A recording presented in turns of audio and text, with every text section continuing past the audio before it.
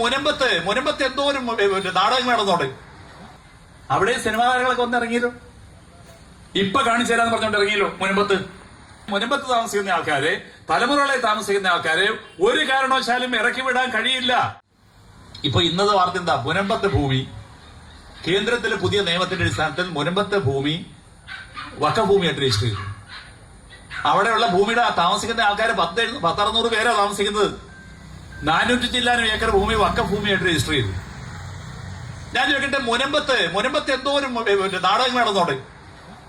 ആ നടന്ന നാടകത്തിന്റെ അകത്ത് ഞങ്ങളാണ് മുനമ്പത്ത് പറഞ്ഞത് ഈ ഭൂമി വഖഫിന്റെ ഭൂമിയല്ല, ഒരു പ്രത്യേകമായിട്ടുള്ള ലക്ഷ്യത്തിന്റെ അടിസ്ഥാനത്തിൽ കൈമാറുന്ന, വീട് വെക്കാൻ വേണ്ടി അൺകണ്ടീഷണൽ ആയിട്ട് കൊടുക്കുന്ന, അതാണ് വഖഫ്. ഇത് അല്ലാതെ കൊടുത്ത ഭൂമിയോ? ആ ഭൂമി എത്ര തലമുറയെ താമസിക്കുന്നതാണ്. ആ ഭൂമി അവരുടെയാണ് ഭൂമി. അതുകൊണ്ട് ഒരു കാരണവശാലും ഈ മുനമ്പം ഭൂമിയുടെ കാര്യത്തിന്റെ അടുത്ത് കുടിയിറക്കം ഉണ്ടാവാൻ പാടില്ല എന്നുള്ള കർക്കശ നിലപാട് സ്വീകരിച്ചത് ഇടതുപക്ഷക്കാരാ, CPIM-ഉം ഇടതുപക്ഷക്കാരുമാണ്.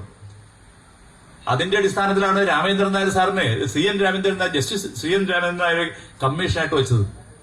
അതിന്റെ അടിസ്ഥാനത്തിൽ അദ്ദേഹത്തിന്റെ റിപ്പോർട്ടിന്റെ അടിസ്ഥാനത്തിലാണ് ഹൈക്കോടതി നല്ല ഒരു അനുകൂലമായിട്ടുള്ള വിധി പ്രസ്താവിച്ചത്. അതുകൊണ്ടാണ് അവിടെയുള്ള ആൾക്കാർ ഏത് മതത്തിൽപ്പെട്ട ആൾക്കാരാണ്, ഏത് ജാതിയിൽപ്പെട്ട ആൾക്കാരാണ്, ഏത് രാഷ്ട്രീയത്തിൽപ്പെട്ട ആൾക്കാർ ഞങ്ങൾ നോക്കിയിട്ടില്ല. അവിടെ സിനിമാ താരങ്ങളൊക്കെ വന്ന് ഇറങ്ങിയല്ലോ.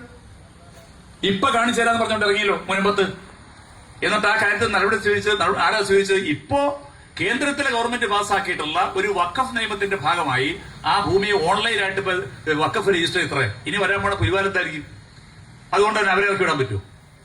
അവരൊന്നും ഇറക്കി വിടാൻ പറ്റൂല. ഈ കേരള സംസ്ഥാനത്തിന്റെ അകത്ത് ഭൂമിയില്ലാത്ത പാവപ്പെട്ട ആൾക്കാർക്ക് വേണ്ടി, കൃഷിക്കാർക്ക് വേണ്ടി, ഭൂമിക്ക് വേണ്ടി പോരാടിയത് കമ്മ്യൂണിസ്റ്റുകാരാണ്.